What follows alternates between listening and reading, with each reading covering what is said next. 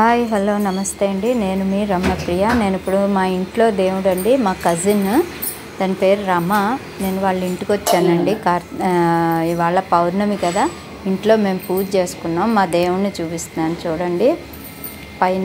పైన ఆంజనేయ స్వామి, కిందకి వినాయకుడు, అమ్మవారు, లక్ష్మీ గవ్వలు, కొంచెం శ్రీకృష్ణుల వారు, గోమాత ఒకటే పటంగా చేసి పెట్టారు చూసారా. వినాయకుడు, వెంకటేశ్వర స్వామి, పద్మావతి దేవి మొత్తం ఒకే దాంట్లో వచ్చాయి. పైన ఈయనకు పూరి జగన్నాథుడు ఉన్నాడు.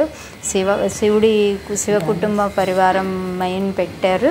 ఆంజనేయ స్వామి ఉన్నారు చూసారా. గాయత్రీదేవి పుస్తకాలు అవి ఉన్నాయండి. ఇది చూడంగానే చాలా సంతోషంగా అనిపించింది. పూజ చేయంగానే ఎంతో నిండుగా ఉన్నాడు దేవుడు. చూసి ఒకసారి అందరికీ చూపించాలని అనిపించింది. మహాలక్ష్మి వారు చూసారా, కింద గోమాత, పసుపు కొమ్ములతో వరాహి నవరాత్రులు చేసింటండి.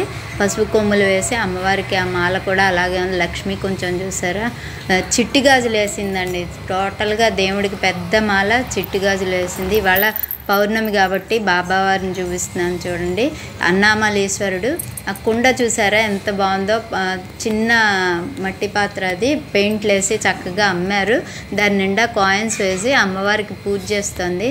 దేవుడు చూసాడా ఎంత నిండుగా ఉన్నాడో. బాగుందండి, మనసుకి సంతోషంగా ఆహ్లాదంగా ఉంది. ఇప్పుడే మేము ఇద్దరం పూజ చేసుకున్నాము.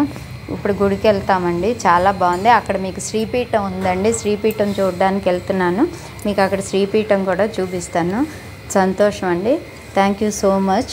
చూసారా, ఇక్కడ రాతితో చేసిన రోలు, రోకలి అవి కూడా చిన్న చిన్నవి కొన్ని పెట్టింది. చాలా బాగుందండి. ఎంత